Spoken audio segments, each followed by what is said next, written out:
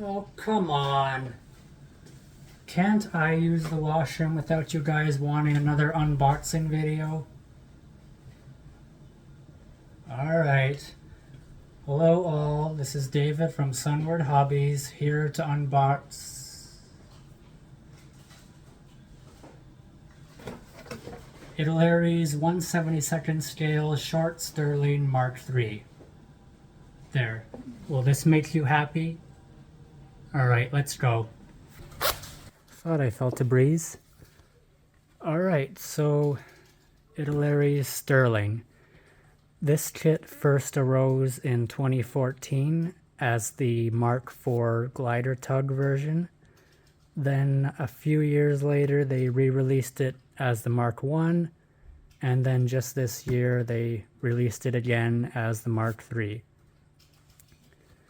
The aircraft in question was one of Britain's first four-engine strategic bombers of the Second World War.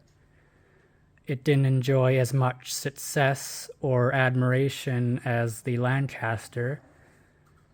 So best way for me to analyze it is think of the Lancaster as the hot, sexy, popular girl in high school, and the Stirling is her less attractive but faithful sister. Let's take a look inside.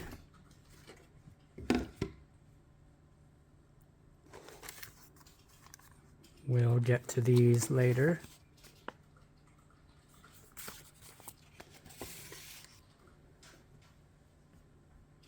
First sprue, the clear sprue.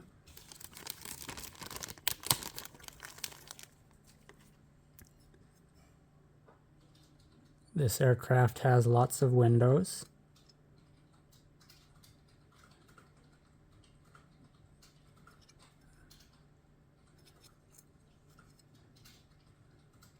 They're a little thick for my liking, but it doesn't look too bad. It will be a little tricky to paint.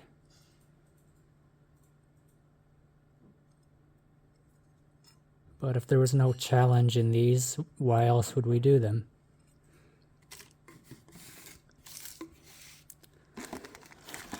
Now the big sprue.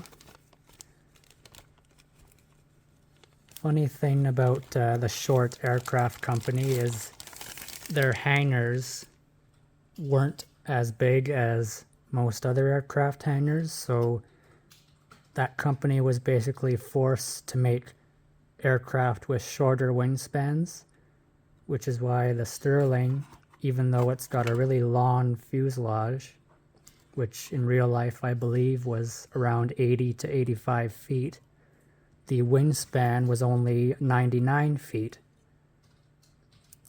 And because of that, it kind of hindered the aircraft's performance at high altitude, which eventually did lead to it being replaced by the Lancaster. So they caused their own undoing. Anyway, it's got recessed panel lines, as you'd expect, but being an Italeri kit, the panel lines are a little exaggerated, much like Airfix kits. However, the rivet detail is very nice.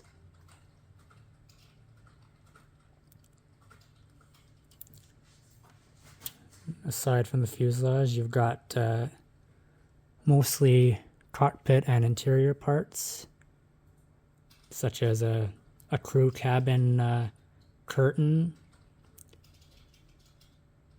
parts for the turrets, radio operators equipment, the cockpit floor, bulkheads and sidewalls, crew access door for the rear, and the very long bomb bay. Ooh, it's got some sink marks in it, and those are hard to reach as well. Well, good luck to you.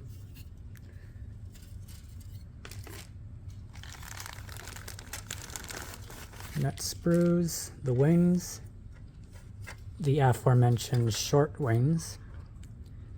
And another unique thing about this aircraft was on top of its traditional bomb bay in the fuselage, it could carry a few more bombs in its thick wings as well.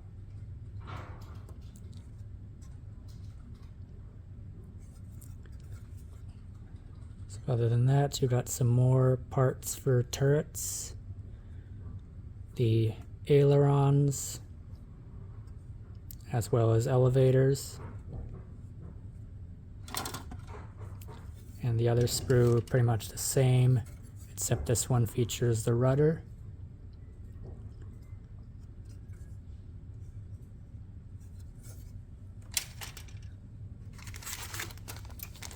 And the last sprues here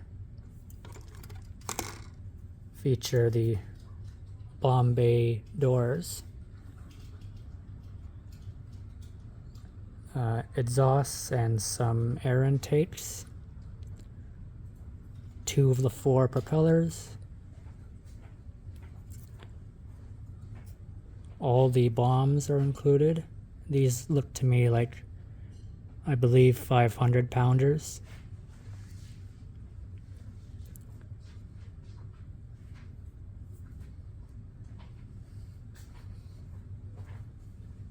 This also includes a radar dome for, it mentioned it on the box. Aside from the usual bomber variants, you can do a Pathfinder version with the H-2S radar, which would have been covered by this. Anyway, you've got your 4 engines. These 4 parts only make up 2 of the engines, as these engines were a 16-cylinder engine. Also got the landing gear,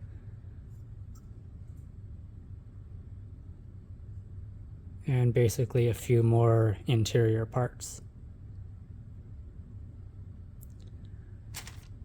And this will be pretty much the same.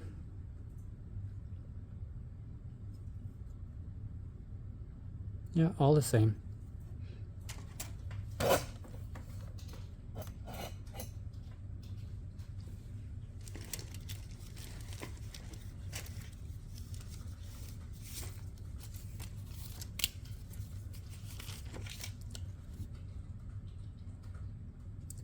Next, you've got your decal sheet.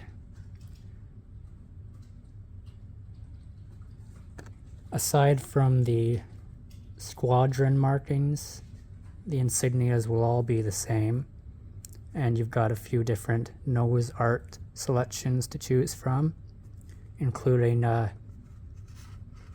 censored one,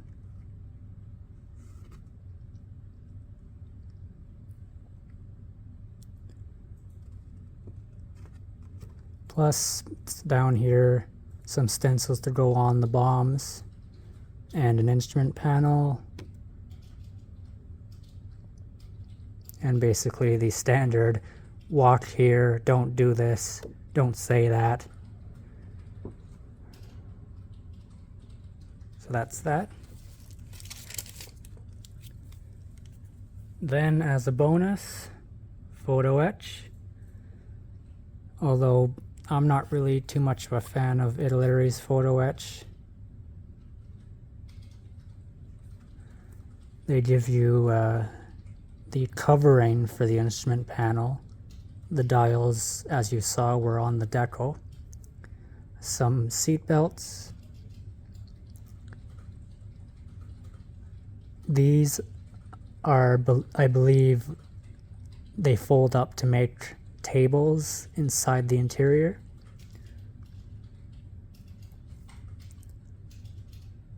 And this is some sort of protective netting that takes care of the oxygen tank that is in the rear of the fuselage.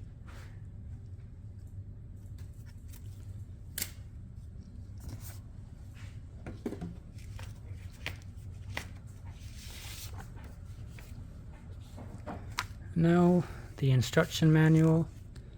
Comes in 6 different languages.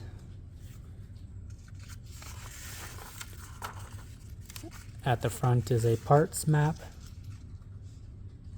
And at the bottom, as I've mentioned before, Italeri calls out their own paints, which I have never seen. So you'll have to probably convert those. And everything starts in the cockpit with the 2 pilot seats. Then the rest of the flight deck.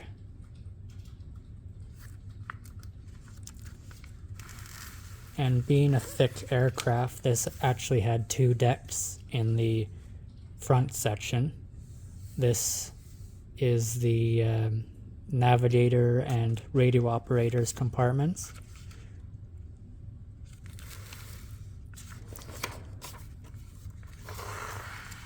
Then you attach the 2 together and move on to the bomb bay. And then start attaching those fuselage windows.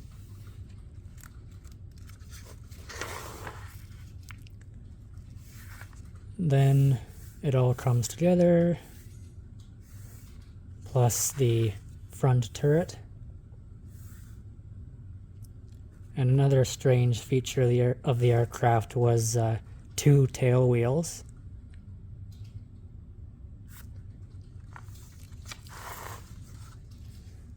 Here's that photo etch table I mentioned, as well as the protective netting for the oxygen tank. And here you're basically assembling the rear compartment, where guys like the tail gunner and flight engineer would have hung out.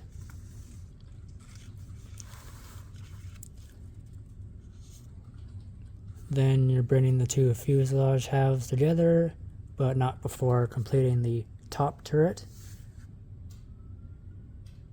and positioning the rear crew access door open or closed, however you want it. Then you're working on the tail control surfaces, attaching them to the fuselage as well as the canopy. And then the bomb bay doors, which opened in 3 sections. And then you're basically assembling 18 500-pound bombs and inserting them all into the bomb bay. And you're either closing it up or opening it up. It's all your preference. Then you're just closing up the tail wheel section.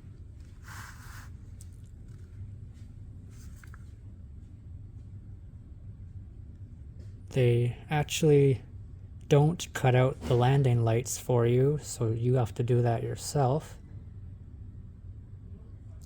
As well as drill some holes here, which would accommodate this. Then you're attaching the 6 remaining bombs into the wing. And then the very tall landing gear will be assembled next. There is this one neat photo of RAF crew working on a Stirling, and they're right next to the landing gear, and they are absolutely dwarfed by it. Again, you have the option to pose the landing gear up or down.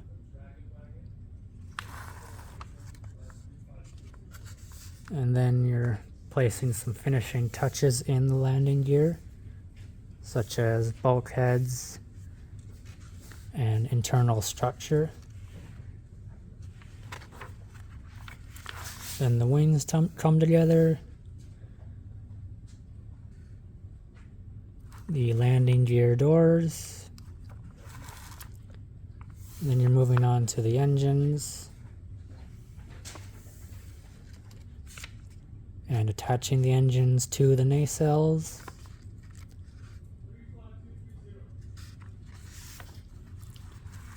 Then lastly the tail turret, and the wings all come together into the fuselage. And that's it for assembly. And you get 5 marking options in this kit. They're all in the RAF Night Bomber camo with dark earth and dark green on top and black underneath. Really the only differences between these 5 are the squadron markings and the nose art.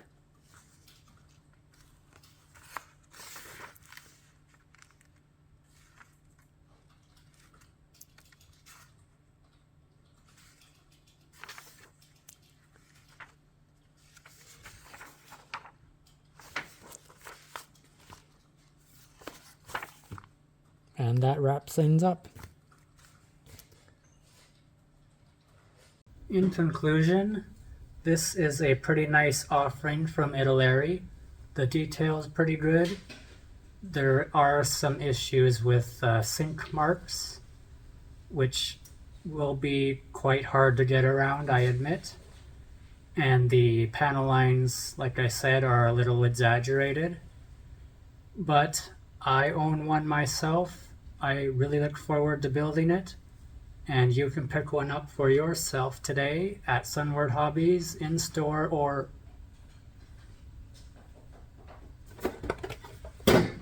online. And if you'll excuse me, the enchiladas are calling again.